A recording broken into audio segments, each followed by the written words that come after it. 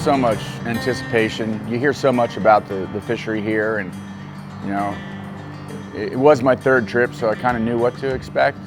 But just like any other place, it's so dynamic with the weather. You know, you can have the best laid plans, but until you get there and see what Mother Nature will give you, you have no idea what's going to happen. So you got to kind of come here with an open mind, and willingness to do just about anything, and take whatever she'll give you.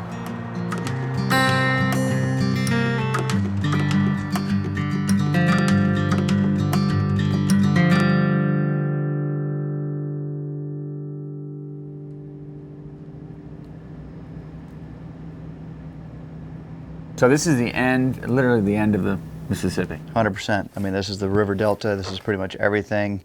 We're basically right here is where the condo is. That is Venice Marina. Sean and I met because we were both Maui Jim ambassadors, and made the connection through Maui Jim sunglasses that they had a guy out here that, you know, had been on their pro staff for a long time. And it wasn't too long. It was a couple years ago I came and I visited Sean for the first time. You know, I had this bucket list trip set in my head of catching a yellowfin, and came here and he got it done.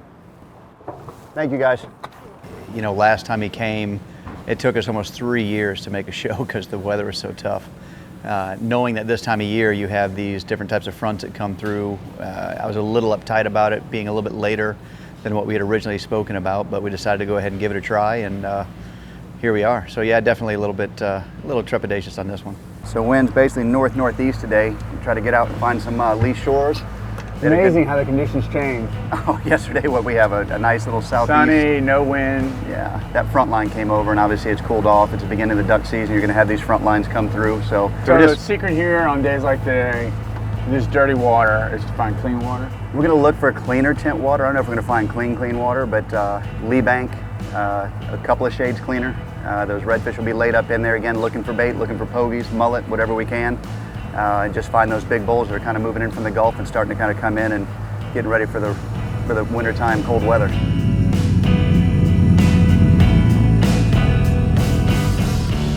The habitat here is undisturbed when you get out into the marshes. And we're not filled with developments and seawalls and changing of the landscape. These are natural marshes that have probably looked like this for a very long time. And to find these fish in their natural element without a ton of pressure, without a ton of boat traffic, that's what's different. There's so many little creeks that you can get back in on that probably don't see a lot of pressure. So when you find these fish, they're not so skittish, and that's what's so cool about it. There he is. He got you. Good eat. That was awesome. That was a cool take. Dude, he came up. Oh, there he goes. Nice. Little cove pays off. God, he came a ways for that. Yeah, he did. Did you see how slow he ate it though? Just sat there and kept coming on it. Barely hooked. Grab your boga. Barely hooked. The amount of water and the diversity of the landscape here is incredible. It's coming from Florida. It's a different feeling. You know, these marshes are totally different than something that we're used to seeing, and it's just a cool destination for sure. You see why they're so hard to see. Look at the. Yeah, I mean, when they overcast, I mean, it's difficult, especially when they're staying down. If they're not floating, I mean, the sun makes all the difference in the world. They'll float up and you can kind of see them clearly. That's a pretty one. That's a real pretty fish. Look at all the spots. Too big for a tournament? Actually, he's long and skinny, to be honest with you. He's got a big tail on him. Beautiful color, but he's only about probably 5.5, 6 pounds. But we need many of these around so we can keep replenishing this fishery though. Healthy fish, huh? Had to find some calmer water to get on the bite and got back in this cove, and yeah, see if we can keep that up right there. Get a little pattern going.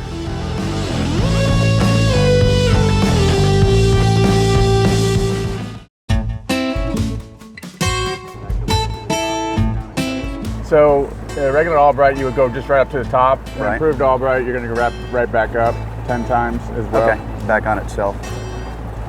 And then come through the monofilament at the end and pull back. Fishing with George is always a pleasure, man.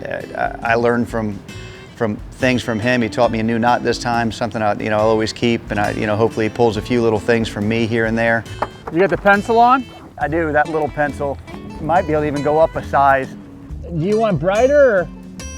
I got that red and white on. If you got a bright one, it didn't matter. I thoroughly enjoy it, man. I'll be honest with you. I was uptight the first time we did a show, and we had a really good time, and we were real successful.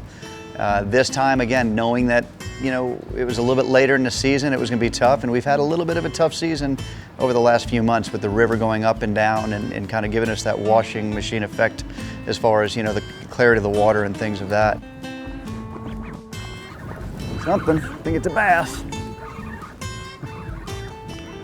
It is. A bass, huh? Isn't that crazy? I'm surfing them in. That's a pretty fat little bass. There you go. Welcome to fishing Mississippi River Delta. That's crazy. I've always said it's the one place that you could possibly really legitimately go out and catch a bass, redfish, speckled trout, marlin, tuna all in one day. That's crazy. Pretty healthy looking little fish.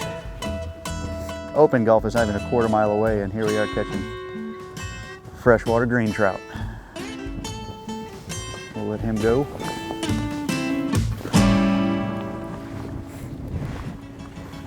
All right, the elusive redfish. I was talking to Sean about this, that I would take one sight caught redfish over 10 bull reds out in the middle of nowhere jig fishing or throwing popping corks in a jig. I would so much rather be able to pick out that target, to present the bait to them, and to watch that bite. To me, that's everything. That's the top. That's what I yearn for. Any type of fishing that I do, when you can sight cast a fish, whether it's inshore or offshore, it brings a whole nother element to it. Oh my God, he's right, he's on you. He's on you. There he goes. I can't believe that. Yes, that was fantastic. How many times did he follow the plug around? Like 5 times. That was great. Holy cow, that was fantastic. He's gonna be tough. Try to keep him behind that grass.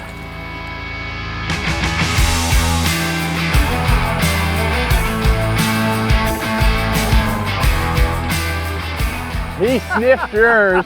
He did. He came up and nosed up on it. He turned right back around. That was awesome.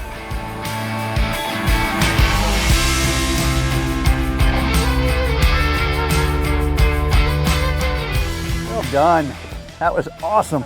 In this tannic water, it can be really tough to see them. But it's like almost like a greenish tint. There was a couple fish in there. Yeah. There we go. That was so neat. Dude, that was a He followed it around, was an awesome missed bite. it, followed it. We have caught a bunch of fish today, different colors, different sizes. Yeah, they're all different colors and shapes. It's really neat to see. Redfish are cool. I think what's unique about the redfish here is that every one you catch looks completely different. The body shape, the fin sizes, the coloring, skinny, fat. It's just amazing that every one looks completely different. And you don't normally see that in a species of fish. It's really cool. You can see how aggressive they are just when they're wanting to feed and come in there. Maybe what, he came after us 4 or 5 times? So, well done. Yeah, brother. That's Thanks an for putting me awesome on. fish. You got it. Sportsman's paradise.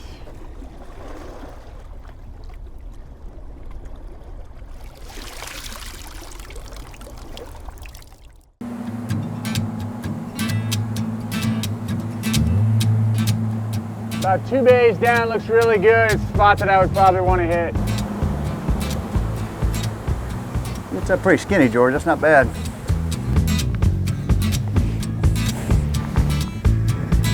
Oh, I just had a fish behind me. Oh, look at that. You gotta be kidding me. Hit it? I got a sheephead just hit a topwater bait. I will tell you, that's the first time I've ever seen that in my life. Look at that, prisoner fish on topwater. Hungry.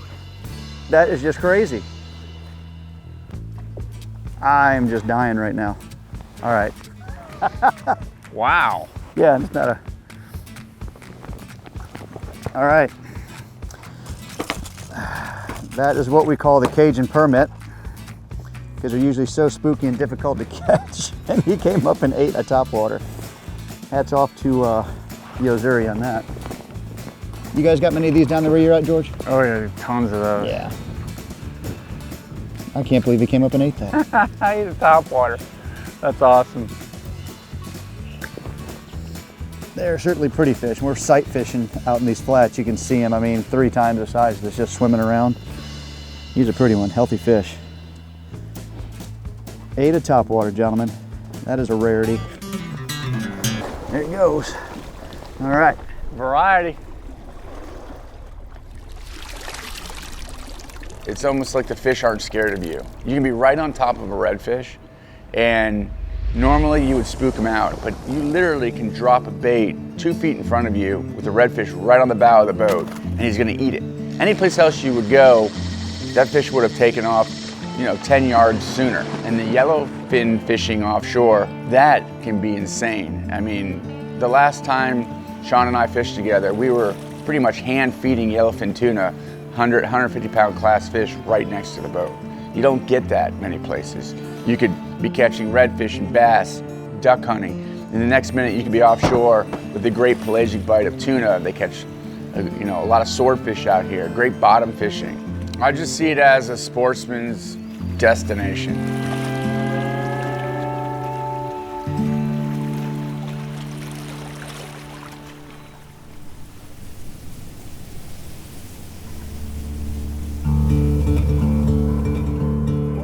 Oh, I just had one.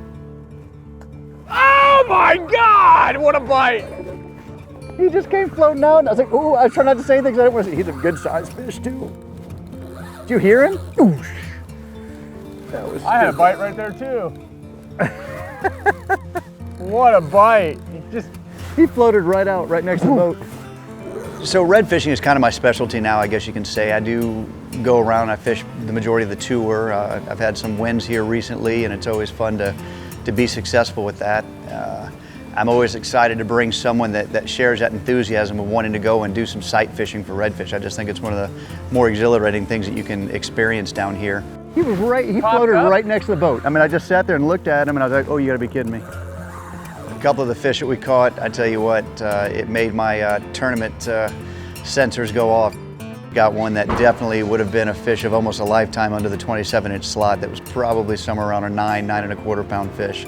Definitely would have won some money. To see it through the eyes of Sean as well as a tournament angler, so often that he's here looking for fish, he's looking for a specific type of fish, a short, fat fish with a short tail. He kept talking about a tail being a short tail, and that's important when you're tournament fishing because obviously less tail, more body means heavier weight, and that translates to dollars when you're tournament fishing. Good. Look at the fish I caught, guys.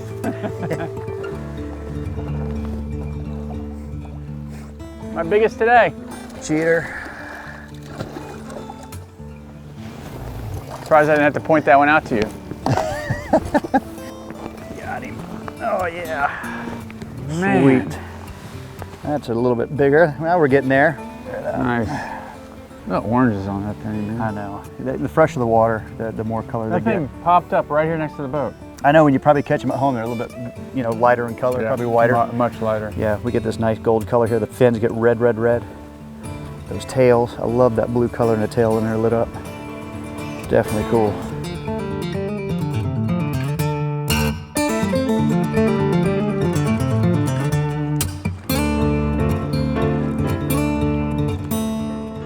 Power pole is the first and only name in shallow water anchoring. We know that Power Pole is the leader in technology for shallow water anchors, and they're taking that technology, now they're applying it to the Charge Marine Power Management System. The Charge is an all-in-one battery management system. It provides me traditional battery charging capabilities. I can charge on the run, and it also has the ability to provide me power in emergency start situations. This works with standard batteries and the Lithium Pros that I'm running in the Camus today. Another great feature that I love on the Charge is the ability to monitor through an app. The Sea Monster app allows me to see my status of charge for my trolling motor and my cranking batteries. Power Pole has always been the leader in shallow water anchors, and now they have this great new charging system. So make sure you check out a local retailer for your Power Pole products.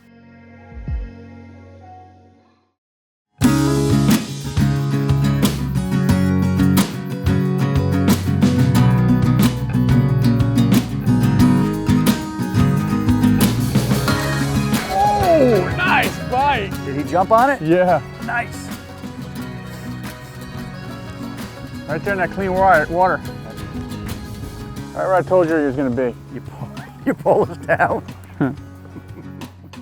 I think that could be part of the concern that some of the guys here have is over the years, the ease of catching these fish and the ability to find them, that you almost take that for granted, and your bag limits are so high that there's a possibility that it could be detrimental to the future of this fishery.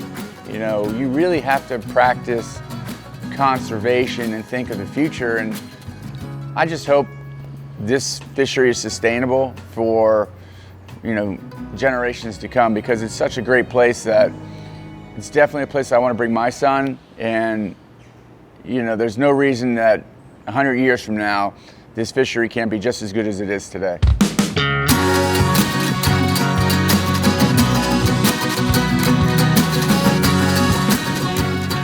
Nice fish. Welcome to Louisiana, George. There you go. I came in bad. Very nice. Good fish. Funny, they all look different colors. Yeah, you definitely a lot of your colors. Still another fat fish right there. It's a good fish.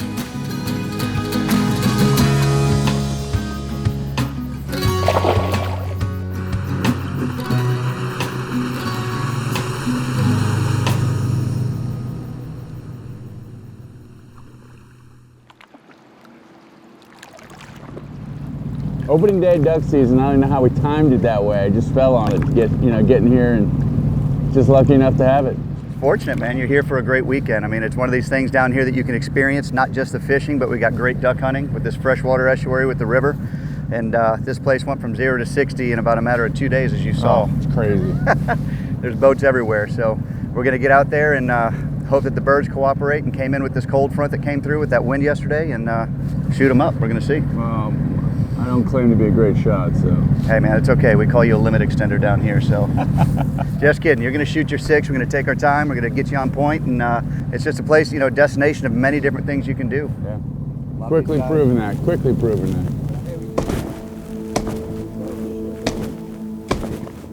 Out there, you can't have any set blinds. You have to blind up the morning of. I choose to use willow branches. They tend to be pretty hardy. They stay green for quite some time. We're no longer in this area supposed to transport cane. There is some type of a bug or a beetle that is getting inside the husk of the cane and eating it away and making it die, and we're losing significant amounts of cane downriver. So in order to keep the beetle contained, they do not want us transporting cane to other areas, especially during duck season, just in case we spread the beetle or whatever it is that's actually eating the cane.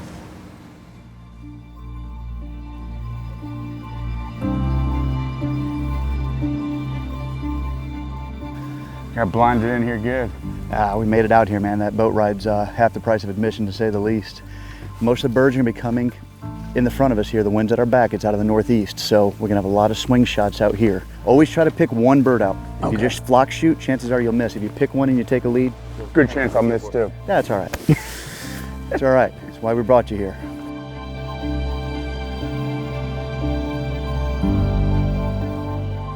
This time of the year down here in November, the weather changes at the drop of a hat. You have cold fronts that are starting to make their way down, and we happened to time it just as a cold front was approaching. It lended itself to what we wanted to do.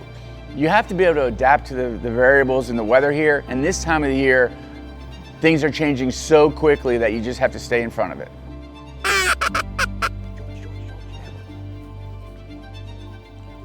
Just eyes forward. They just came right. I want some big ducks to come in. Why don't you deal here? Right here.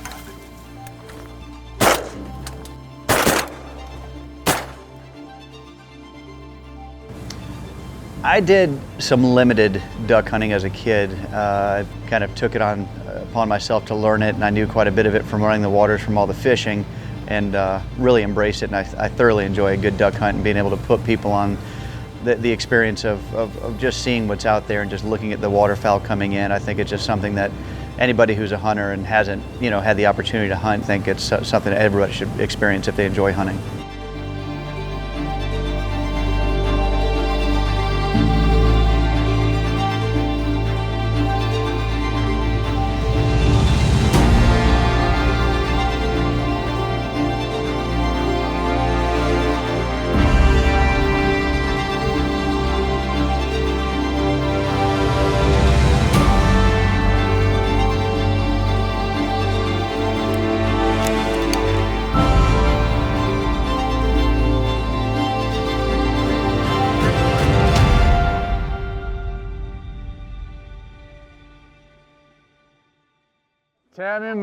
Tell me more. Did he put up a fight? Uh-huh, he did. Okay, ready? Okay, ready? You're not seeing my sock. My sock's out of film. You see my sock in the film. These aren't the socks I wanted to wear. Can't we just get along here? Don't understand? Big shark. Lots of these out here. Unfortunately. Oh, good job. Wet. Welcome back to Venice, George. I know, because you're like redfish, red rum.